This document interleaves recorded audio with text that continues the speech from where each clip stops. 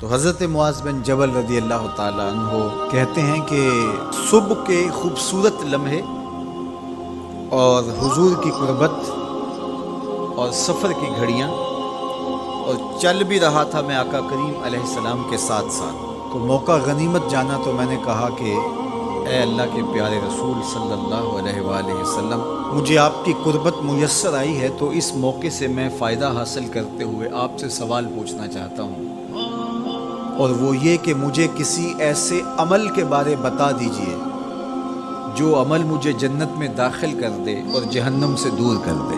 تو حضور علیہ السلام نے اس سوال پر ان کی تحسین فرمایا تو نے بہت بڑا سوال کیا ہے، اس کا جو جواب ہے کہ جنت نصیب ہو اور مجھے جہنم سے نجات ملے تو یہ اتنا آسان کام نہیں ہے، یہ بڑا مشکل کام ہے، لیکن جس پر اللہ آسان کر دے اس کے لیے مشکل نہیں ہے۔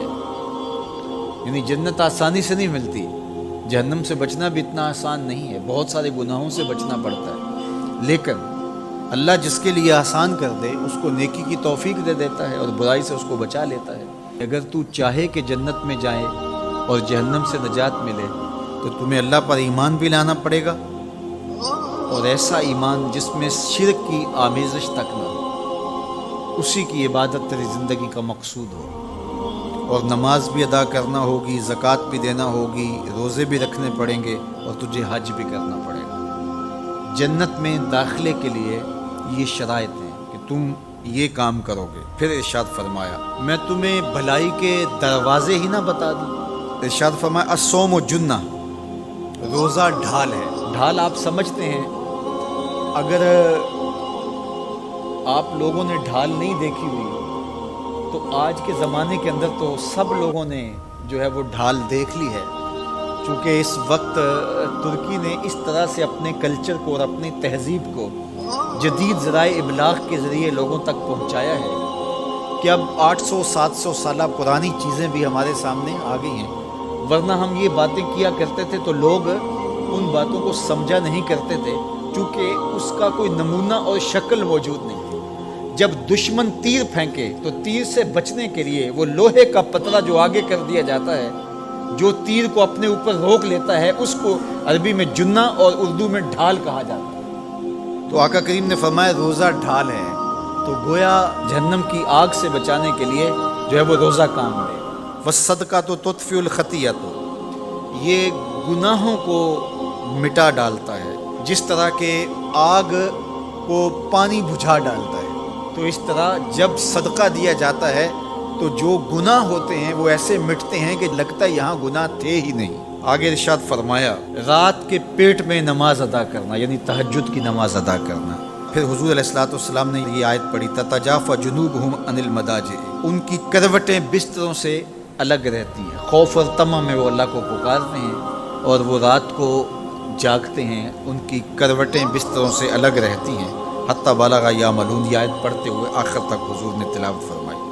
تو فرمایا جس طرح صدقہ آگ کو بجھا دیتا ہے، اس طرح پچھلے پہر کی نماز، تہجد کے سجدے بھی اللہ جل شانہ کے غصے کو ختم کر دیتے ہیں اور جہنم کی آگ کو مٹا ڈالتے ہیں۔ پھر حضور نے ارشاد فرمایا کہ میں تمام امور کی جڑ نہ بتا دوں کیا ہے، جتنے بھی معاملے ہیں اس کی جڑ ہی نہ بتا دوں۔ میں نے جھولی پھیلا کے کہا حضور کیوں نہیں، خیرات ڈالی ہے، تو حضور نے ارشاد فرمایا راس الامر الاسلام، سارے امور کی جڑ اور بنیاد سر اسلام ہے۔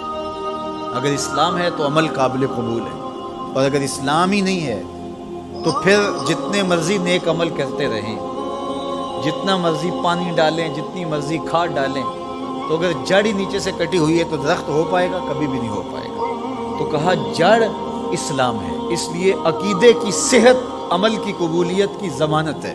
تو تمام امور کی جڑ اور بنیاد اور سرا اسلام ہے، اور اس کا ستون نماز ہے۔ اور صحابہ نماز کے جس طرح پابند رخوگر تھے، تو وہ تاریخ کی روایات آپ دیکھ سکتے ہیں، آپ کو ایک صحابی بھی بے نماز نہیں ملے گا۔ وذروۃ صنامہ الجہاد، اور کوہان کی بلندی، چوٹی اسلام کی، وہ جہاد ہے۔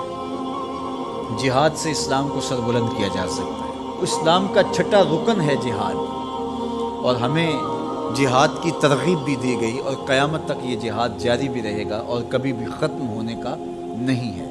ہاں اس کے اصول و ضوابط ہمیں دیے گئے، جہاد کے نام سے فساد فی الارض نہ کیا جائے، لیکن جہاد کا انکار اسلام کا انکار ہے۔ یہ اسلام کی چوٹی ہے، ذروۃ و سنام کہا گیا، یہ کوہان کی بلندی ہے۔ تو حضور علیہ السلام نے آخر میں فرمایا کہ میں تمہیں سارے معاملات کی جڑ ہی نہ بتا دوں، خلاصہ ہی نہ بیان کر دوں؟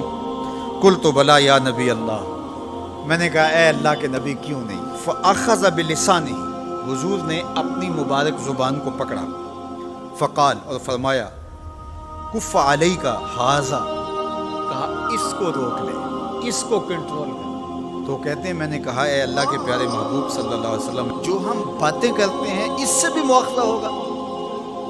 یعنی عمل پر تو پکڑ ہوگی، لیکن جو ہم زبان سے بات نکال دیتے ہیں تو کیا اس بات پر بھی مواخذہ ہوگا؟ تو حضور علیہ السلام نے ارشاد فرمایا کہ لوگ منہوں کے بل یا ٹھوڑیوں کے بل جہنم میں ڈالے جائیں گے، یہ ان کے بولے ہوئے بولوں کی وجہ سے، ان کی زبان کی کمائی کی وجہ سے ہوگا۔